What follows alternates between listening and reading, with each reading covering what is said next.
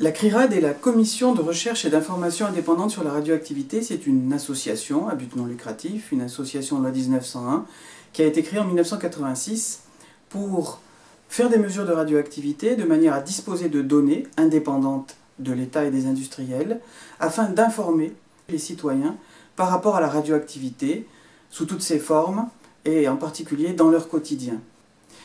Au début du siècle dernier, lorsque la radioactivité a été découverte, en particulier le radium et d'autres substances radioactives ont été utilisées dans de très nombreux objets du quotidien. Ça a été heureusement interdit depuis. La CRIRAD a joué d'ailleurs un rôle important pour que certaines de ces pratiques du passé soient interdites.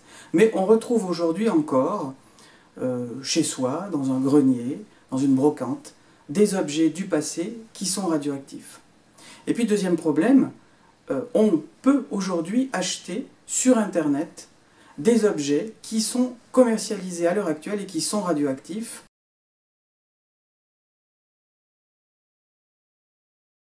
Pour vérifier si un objet est radioactif ou ne l'est pas, il faut d'abord regarder s'il existe un étiquetage, mais dans beaucoup de cas, il n'y aura pas de présence du fameux trèfle radioactif indiquant si l'objet est radioactif ou pas. Il faut alors procéder à une mesure.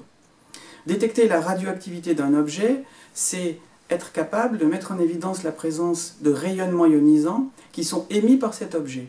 Il peut s'agir de particules, alpha, bêta, neutrons, ou de rayonnements, comme les rayonnements X et les rayonnements gamma. La difficulté, c'est de vérifier que l'appareil de détection qu'on utilise est bien sensible au type de radiation que peut émettre l'objet.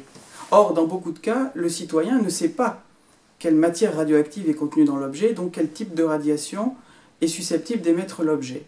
D'une manière générale, la majorité des substances radioactives qu'on peut rencontrer dans son quotidien émettent des rayonnements gamma. On peut donc faire des contrôles avec des appareils qui mesurent les rayonnements gamma, des appareils grand public comme par exemple ce compteur Geiger Radex, des appareils beaucoup plus perfectionnés et donc beaucoup plus onéreux comme ce scintillomètre DG5, ou encore ce scintillomètre SPP2. Ça, ce sont vraiment des appareils professionnels pour détecter très rapidement la radioactivité sur des objets qui sont perdus, qui sont cachés, ou sur un site de grande taille. Et puis, on peut avoir besoin de détecter la présence de radioactivité, mais aussi d'évaluer la dose, qui s'exprime en général en microsieverts par heure.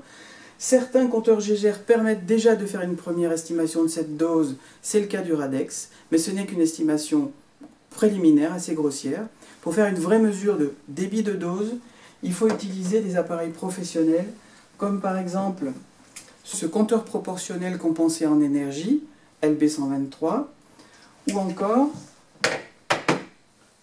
ce dosimètre électronique de type EPD, qui permet d'évaluer la dose à la surface de la peau et la dose plus en profondeur dans l'organisme, sous 10 mm de peau, de façon à évaluer deux catégories de doses, dose à la peau et dose en profondeur dans le corps.